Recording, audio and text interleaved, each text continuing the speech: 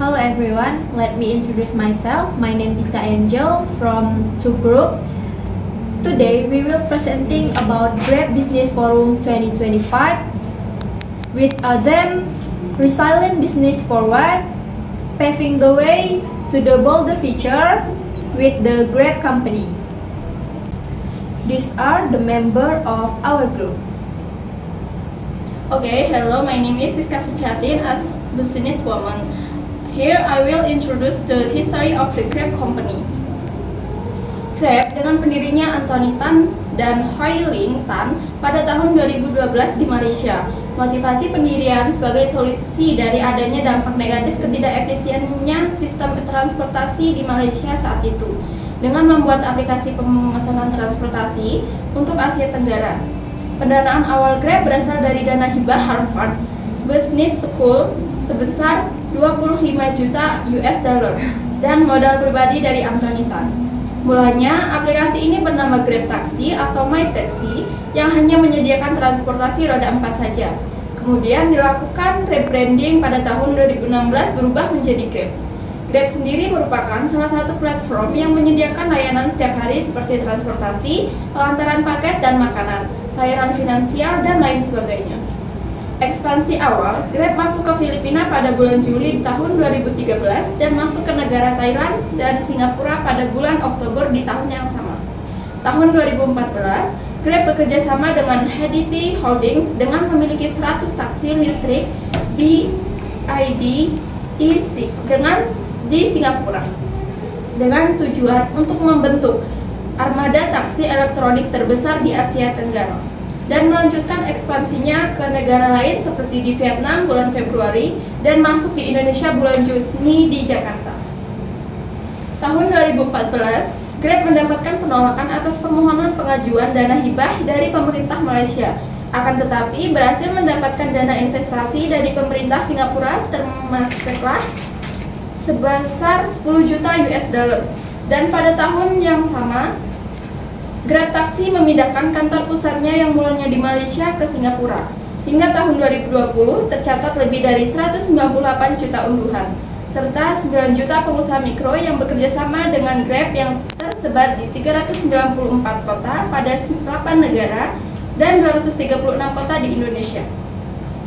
Terhitung dalam periode 12 bulan hingga Maret 2020, Grab memberikan kontribusi sebesar 8,5 miliar US dollar pada ekonomi di Asia Tenggara. Grab sendiri hanya merupakan perusahaan peluncur teknologi aplikasinya saja, sedangkan untuk armada atau kendaraan berasal dari kepemilikan mitra yang tergabung dalam PT Grab Indonesia.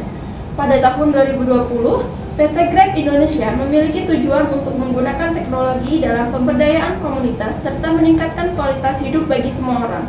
Dalam implikasinya, Grab memberikan dukungan serta memastikan agar masyarakat Indonesia dapat merasakan pemanfaatan dari ekonomi digital dengan melakukan berbagai upaya, antara lain melakukan kerjasama dengan pemerintah dalam mengimplementasikan inisiatif digital ekonomi jangka panjang bagi para pekerja mandiri, menyediakan platform dengan teknologi terbaik bagi UMKM, bisnis kecil, serta pedagang tradisional, dan ikut serta dalam menciptakan solusi inovatif dengan keamanan dan kebersihan dalam menyambut era new normal.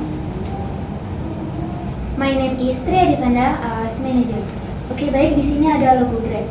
Grab memilih logo yang berbeda di setiap pelayanannya, dan pada tahun 2016 dilakukan rebranding dengan menggunakan satu logo untuk melambangkan keseluruhan layanan.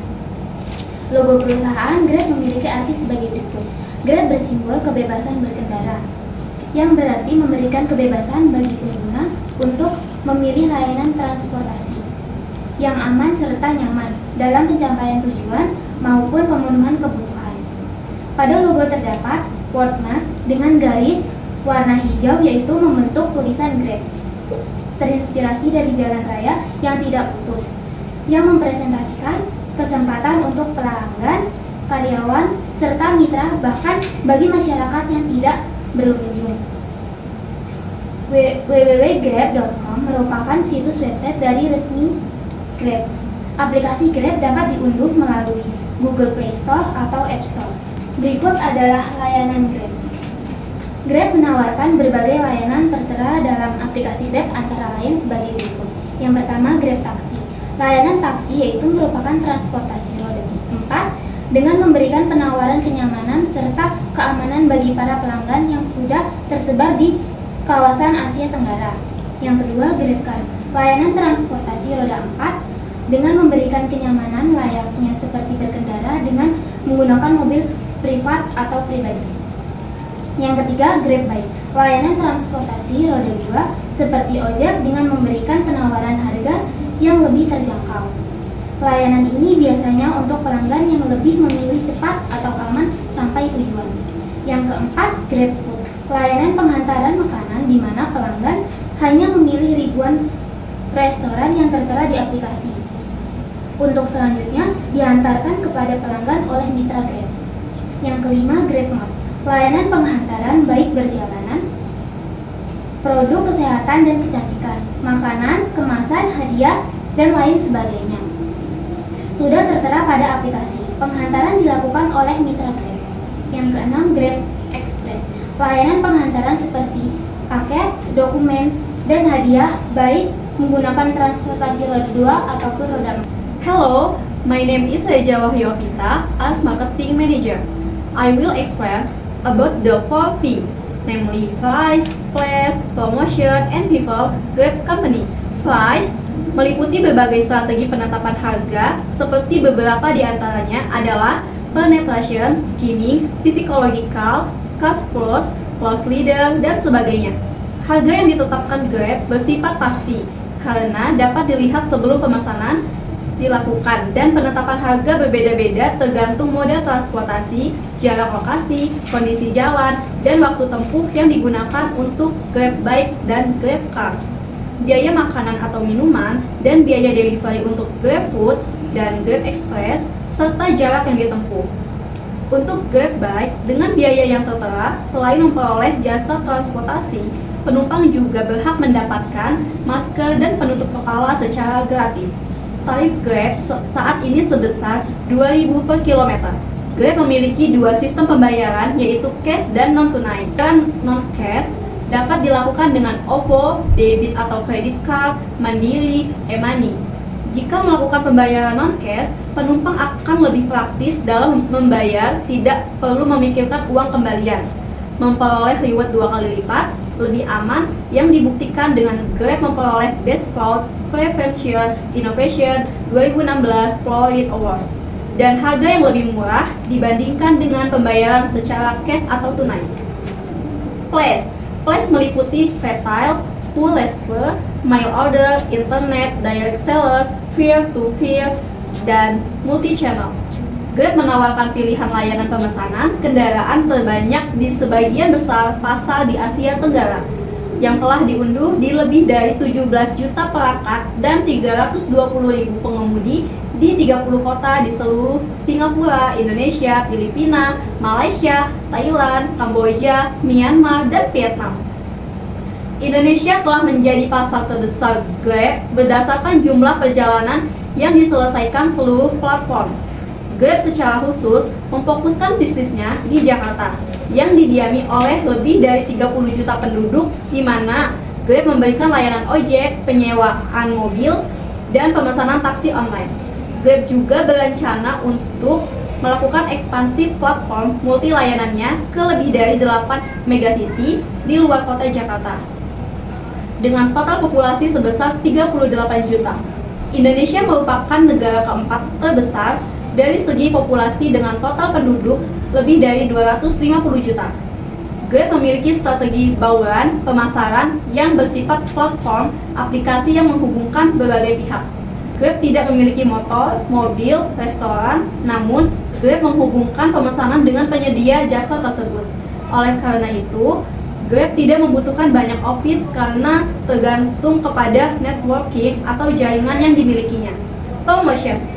Promotion meliputi special offers, advertising, endorsement, user trial, direct mailing, leaflet, or poster, free gift, competition, dan joint venture. Grab memiliki banyak promosi. Di antaranya adalah promo bulanan Grab Bike berupa diskon sebesar 30-70% setiap bulannya. Promo peringatan momen-momen atau hari besar, promo diskon dan free delivery untuk Grab Food, dan sebagainya yang dapat dilihat di menu notification pada aplikasi Grab. Selain itu, terdapat juga fitur Grab Reward, yaitu penukaran poin dengan pembelian berbagai merek produk yang bekerjasama dengan Grab. Poin akan bertambah seiring bertambahnya transaksi yang kita lakukan dengan perhitungan setiap 1000 yang kita keluarkan untuk perjalanan Grab akan mendapatkan 10 poin untuk pembayaran secara tunai dan 20 poin jika kita melakukan pembayaran non-tunai. Kategori reward yang tersedia untuk ditukarkan bermacam-macam, mulai dari restoran atau makanan, hiburan, situs belanja, diskon Grab, tempat menginap, jasa, hingga donasi. People meliputi orang-orang di dalam perusahaan yang direkrut dan dilatih untuk menyajikan pelayanan terbaik kepada klien, baik berupa orang yang bekerja di balik meja, sebagai customer service, copywriter, hingga programmer. Beberapa poin dalam people diantaranya adalah terkait manajemen employees, manajemen kultur, dan customer service. Dalam kinerjanya yang diandalkan Grab untuk mempertahankan konsumennya, selain pelayanan yang diberikan adalah orang yang menyalurkan pelayanan tersebut, yakni driver atau pengemudi. Selain memberikan jasa sesuai ketentuan, driver Grab juga dituntut untuk memuaskan konsumen dalam hal tidak tertulis seperti etika berbicara, chatting, dan komunikasi lainnya. Hal ini dapat dinilai melalui rating driver yang dapat diberikan penumpang setiap setelah menggunakan layanan Grab.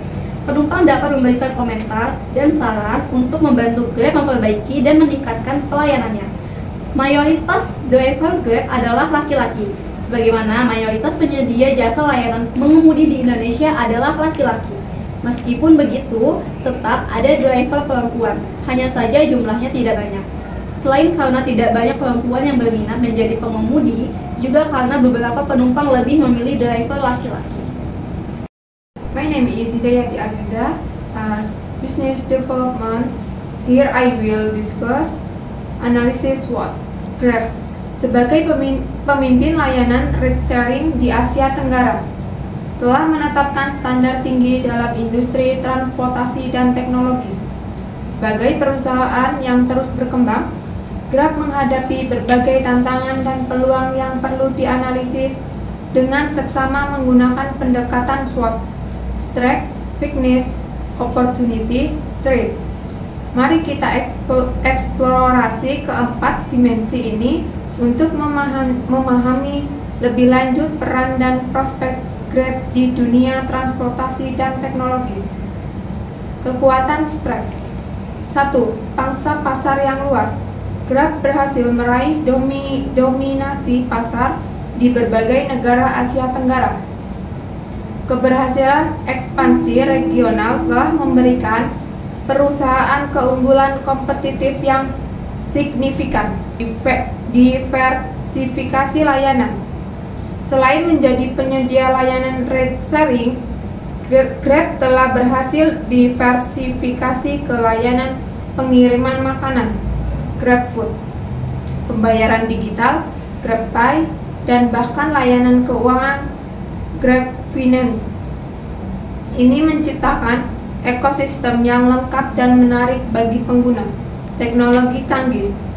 Grab memanfaatkan teknologi tinggi seperti machine learning dan analitik data untuk meningkatkan efisiensi operasional, memperkuat pengalaman pengguna, dan memberikan solusi transportasi yang inovatif.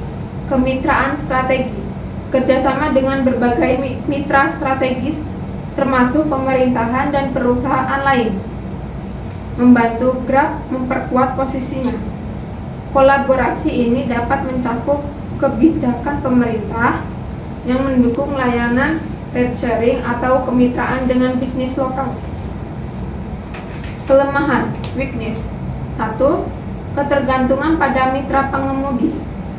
Grab sangat bergantung pada kepuasan dan persediaan mitra pengemudi. Fluktuasi dalam jumlah atau kepuasan mitra pengemudi dapat berdampak langsung pada kualitas layanan. Persaingan yang intensif. Industri ride-sharing adalah arena persaingan yang sengit. Persaingan dengan kompetitor seperti Gojek dan Uber dapat menempatkan tekanan pada harga dan margin keuntungan. Ketergantungan pada regulasi. Perubahan dalam regulasi pemerintah terkait transportasi online dapat mempengaruhi operasional Grab. Ketidakpastian aturan dan perubahan kebijakan dapat menjadi tantangan. Peluang, opportunity, ekspansi global. Peluang untuk ekspansi lebih lanjut ke pasar global. Menjelajahi wilayah baru di luar Asia Tenggara untuk memperluas cakupan bisnis. Inovasi layanan baru. Potensi untuk mengembangkan layanan baru atau meningkatkan layanan yang sudah ada seperti pengiriman barang, layanan kesehatan, atau solusi transportasi berkelanjutan. Kolaborasi dengan bisnis lokal. Kerjasama dengan bisnis lokal dapat membuka pintu untuk mengoptimalkan potensi pasar dan memperkuat kehadiran regional. Kemitraan strategis dengan restoran, retail, atau penyediaan layanan lokal lainnya dapat menguntungkan kedua belah pihak. Ancaman, threat, perubahan regulasi. Ancaman dari perubahan regulasi pemerintah di berbagai negara dapat mempengaruhi operasional Grab. Penyesuaian terhadap aturan yang baru dan tidak pasti dapat menjadi tugas yang menantang. Persaingan yang ketat. Persaingan intensif dengan persaingan lokal dan global dapat mengancam pangsa pasar Grab. Perusahaan harus terus berinovasi untuk mempertahankan dan meningkatkan daya saing. Ketidakpastian ekonomi. Fluktuasi ekonomi di wilayah operasional dapat mempengaruhi kebutuhan dan pengeluaran konsumen. Penurunan daya beli masyarakat dapat menjadi ancaman terhadap pertumbuhan bisnis.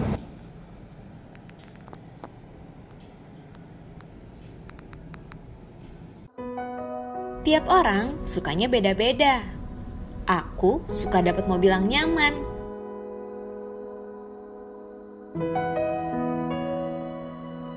Aku nyari yang nyetirnya aman.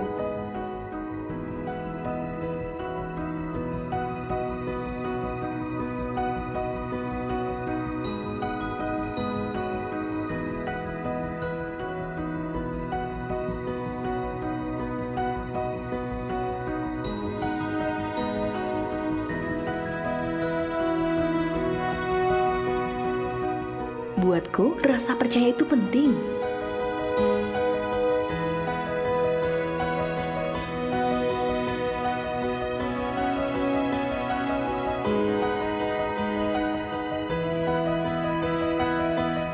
Happy birthday, Ma.